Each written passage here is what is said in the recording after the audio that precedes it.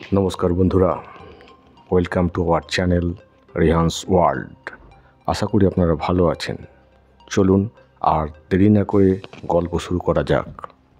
গল্পের নাম বিমল বাবুর ছড়ি।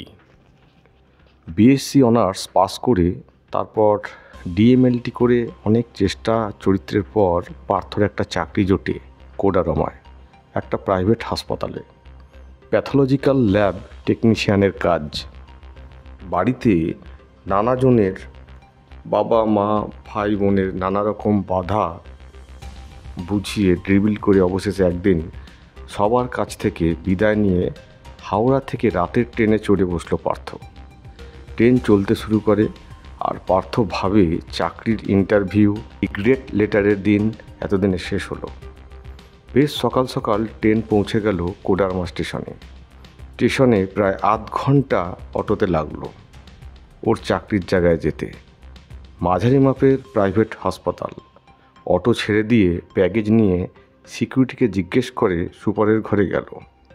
ওকে বসতে বলে সুপার সাহেব দুটো চায়ের অর্ডার করে পার্থর হাত থেকে অ্যাপয়েন্টমেন্ট লেটার নিয়ে সেই লেটারে চোখ বুলিয়ে বললেন, ঠিক আছে, চাটা খান, তারপরে একটা জয়নিং রিপোর্ট লিখে দেব। বেল বাজিয়ে একজন স্টাফকে বললেন, প্যাথোলজিস্ট ডাক্তার চৌধুরীকে একটু ডেকে দিন তো। ভারিক্কি চেহারার ডাক্তার চৌধুরী ভাঙা ভাঙা বাংলায় যা বললেন তা হলো, খুব ভালো হয়েছে আপনি জয়েন করিয়েছেন, চলিয়ে পার্থবাবু ল্যাব দেখে লিজিয়ে। লম্বা করিডোরের প্রায় শেষ প্রান্তে ল্যাব, বেশ বড়, গোছানো, বেশ ভালো লাগলো পার্থর। একদিকে রিয়েজেন্ট রাখার কাঁচের বড় শোকেস, দুটি আধুনিক মডেলের মাইক্রোস্কোপ, আরেকদিকে স্যাম্পেল রাখার জায়গা। এখানে দুজন লাগে, একজন এই যে মিস্টার সিং। বিমলবাবু মরিয়া গেলে উনি একাই চালাচ্ছিলেন। যাক, আপনি চলে এলেন, খুব ভালো হলো, খুব ভালো। সুপার সাহেবের ঘরে এলে উনি একটা অ্যাকসেপ্টেন্সের কাগজ দিয়ে এক মাঝবয়সী মহিলাকে বললেন, এর নাম মালতী, কাছেই থাকে, ও আপনার ঘরদোর পরিষ্কার করবে, আপনার রান্না করবে, বর্তন সাফ করে দেবে। আপনি শুধু সকালে বাজার করে রাখবেন, ব্যাস। আজ আপনি রেস্ট করুন, কাল সকাল 9টায় চলে আসবেন, পারফেক্টলি 9টায় কিন্তু। প্রথম দিন মিস্টার সিংয়ের সঙ্গে কথা বলে কাজের ডিটেল নিল পার্থ। তারপর কাজ শুরু। খুব একটা চাপ নেই। প্রতিটা স্যাম্পেল টেস্ট করে একটা লগবুকের নাম, বয়স, ডাক্তারবাবুর নাম, টেস্ট প্যাটার্ন, রেজাল্ট লিখে রাখতে হতো। তারপর সব রিপোর্ট সহ লগবুক কম্পিউটার সেকশানে যেত প্রিন্ট হয়ে প্যাথোলজিস্টের সিগনেচার হতে। কাজ চলছিল ঠিকঠাকই। মালতীদিও নিয়মিত চা, টিফিন, দুপুর আর রাতের খাবার বানিয়ে ডাইনিং টেবিলে গুছিয়ে রেখে বিকেলে চলে যেত। পার্থ ভোরবেলায় উঠে মর্নিং ওয়াক করে বাজার নিয়ে ফেরার পথে একটা চায়ের দোকানে চা খেত। ওই দোকানেই এক ব্যাংকের চাকুরের সঙ্গে আলাপ হলো।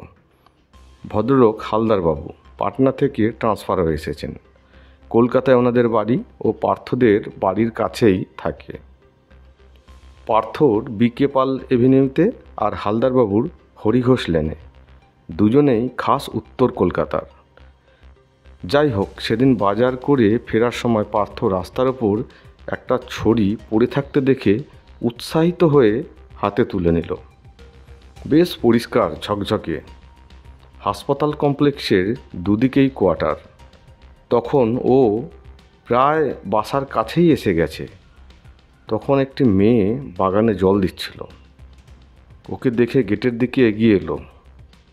চোখ তার ওর হাতের ছড়িটার দিকে, এক দৃষ্টে দেখছে। পার্থ জিজ্ঞেস করলো, কিছু বলবেন? মেয়েটি পরিষ্কার বাংলায় বলল, এ ছড়ি আপনি কোথায় পেলেন? পার্থ জানালো ঠিক ও কোথায় ছড়িটা পেয়েছিল। মেয়েটি বলল, এটা তো আমার বাবার ছড়ি, কিন্তু এতদিন পরে, তাও আবার হাসপাতালের কাছে। ঘর থেকে ওদের কথাবার্তা শুনে এক বয়স্কা মহিলা বের হলেন। সব শুনে উনি পার্থকে ভেতরে আসতে বললেন। উনি পার্থকে বসতে বললেন, চা খাওয়ার জন্য অনুরোধ করলেন। পার্থ জানালো, এই তো চা খেয়েই আসছি। তারপর উনি মেয়েটিকে বললেন, মিলি, এনাকে এক গ্লাস জল দাও, তারপর বাবার ছবিটা নিয়ে এসো। হ্যাঁ হ্যাঁ, আমাদের গ্রুপ ফটোটা। পার্থ অবাক হয়ে দেখল ধুতি পাঞ্জাবি পরা এক ভদ্রলোকের হাতে একটা ছড়ি, আর তার গোল অংশে লেখা বিবি। ভদ্রলোকের পাশে মিলি আর তার মা। পার্থ জিজ্ঞেস করলো, বিবি মানে? মিলি বলল, আমার বাবা বিমল বসাক এই হাসপাতালের প্যাথোলজি ডিপার্টমেন্টে কাজ করতেন। মাস 6 আগে এক পথ দুর্ঘটনায় মারা যান। তবে অ্যাক্সিডেন্ট হয়েছিল স্টেশনের কাছে। তখন ওই ছড়িটা আমরা পাইনি। আজ 6 মাস পরে ওটা হাসপাতালের প্রায় গেটের কাছে এলো কীভাবে? দেখুন দেখুন, এই ছড়িতেও লেখা বিবি। পার্থ জানালো যে ওনার জায়গাতেই তো ওর চাকরি হয়েছিল। তা আপনারা রেখে দিন না ওনার স্মৃতি। মা আমায় একটু দৃষ্টি বিনিময় করে তারপর মিলি বললে, ওই ল্যাব ছিল বাবার প্রাণের চেয়েও প্রিয়। আপনি বরঞ্চ ওটা বাবার, মানে এখন আপনার চেয়ারের পাশে রাখবেন। ওনার আত্মা শান্তি পাবে। সেদিন পার্থ কাজ থেকে ফিরছে। একটু দেরি হয়ে গেছে, কাজের চাপ ছিল। দেখে নার্সের বেশে মিলি যাচ্ছে। পার্থ জিজ্ঞেস করলো, কি ব্যাপার, কোথায় চাকরি? মিলি জানালো, 12 ক্লাস ফাইনাল দেবার পরই তো বাবা চলে গেলেন। তা এখানকার কর্তৃপক্ষ বাবার এতদিনকার কাজে সদয় হয়ে আমাকে এই কাজটা দিয়েছেন। এখন আমি সেবিকা সহায়িকা কাজ শিখছি, যা মাইনে দেন মামের সংসার চলে যায়। আজ নাইট শিফট। তারপর আপনার কাজ কেমন চলছে? ভালোই। আর ওনার ছড়ি আমার চেয়ারের সঙ্গেই থাকে। ওনার আশীর্বাদ আমার লাগবে। এরপর দুজন দুদিকে চলে গেলেন। সেদিন পার্থ একটা টেস্ট রেজাল্ট নিয়ে খুবই কনফিউজড। 3বার টেস্ট করেও পজিটিভ নেগেটিভ কনফার্ম করতে পারছে না। হঠাৎ কে যেন ওর কানের কাছে ফিসফিস করে বলল, সবে তো 24 ঘন্টা হয়েছে, 48 ঘন্টা তো দিতে হবে, তবে পজিটিভ আসবে মনে হচ্ছে। তাকিয়ে দেখলো ছড়িটা দুলছে। পার্থ স্যাম্পেল দেখলো, ঠিকই কালেকশন টাইম থেকে 24 ঘন্টাই হয়েছে। এই টেস্টে তো 48 ঘন্টা লাগে। পার্থ ভয় পায়নি, কিন্তু ওর গায়ের রোমগুলো খাড়া হয়ে উঠেছে। প্রায় বছর ঘুরতে চলল পার্থ কোটারমায়। মোবাইলে কথা হলেও এর মধ্যে একবার 2 দিনের জন্য বাড়ি গেছিল। তার মধ্যে একদিন আবার সরকারি হাসপাতালে ইন্টারভিউ ছিল। পার্থ খুব একটা আশা করছে না। এদিকে এখানে কাজের চাপ খুব বাড়ছে। এর মধ্যে এক রবিবার মিলিদের বাড়িতে মাসিমা দুপুরে 5 পদ রান্না করে খাইয়েছিলেন। এছাড়াও ভালো মন্দ কিছু রান্না করলে মিলিকে দিয়ে পাঠিয়ে দেন। সহকর্মী মিলির সঙ্গে বেশ হৃদ্রতার সম্পর্ক। একদিন পার্থ পরামর্শ দিল, তোমার তো এইচএসে সায়েন্স এবং বায়োলজি ছিল, বিএসসি নার্সিং অ্যাডমিশনের চেষ্টা করো, দেখো না। মিলি বলল, তাহলে কাজ কখন করব? পার্থ বলে, আগে তো পাও, তারপর না হয় উপরওয়ালাদের ধরতে হবে। সেদিন হঠাৎই দাদার ফোন, তোর সরকারি চাকরি হয়ে গেছে, আজই রেজিস্টার্ড পোস্টে অ্যাপয়েন্টমেন্ট লেটার এসেছে, 1 মাসের মধ্যে জয়েন করতে বলেছে। পার্থর তো খুব আনন্দ, আবার কলকাতা, আবার নর্থ কলকাতা। কিন্তু মনটা কেন জানি একটু খচখচ করছে মিলিদের জন্য।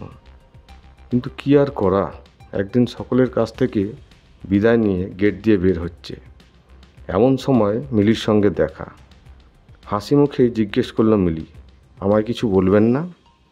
পার্থ বলল, যা বলার সব তোমার জুলজি বইতে একটা কাগজে লেখা আছে, ফোন নাম্বার, বাড়ির ঠিকানাও।